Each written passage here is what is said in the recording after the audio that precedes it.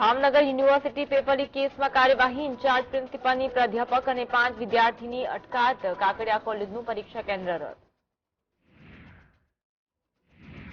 વધુ એક વખત ગટરના ગુંગળામણે લીધો શ્રમિકોનો ભોગ. ભરૂચના દહેજમાં અંડરગ્રાઉન્ડ લાઇનની સફાઈ કરવા ઉતરેલા 3 કામદારોના મોત.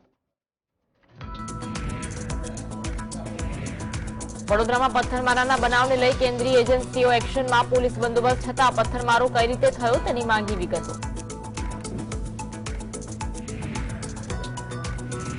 આદિવાસીઓ માટે અલગ ભીલસ્થાન બનાવવાનો ઉઠ્યો સૂર. ડેડિયાપાડાના આપના ધારાસભ્ય ચેતર વસાવાએ અલગ ભીલ પ્રદેશની કરી માંગ.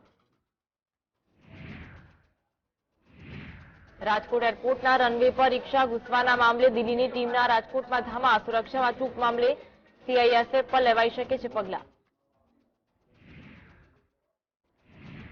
5 થી 7 એપ્રિલ દરમિયાન કચ્છ, સૌરાષ્ટ્ર અને ઉત્તર ગુજરાતમાં વરસાદ થવાનું અનુમાન. 3 દિવસ બાદ રાજ્યમાં તાપમાનમાં થશે વધારો.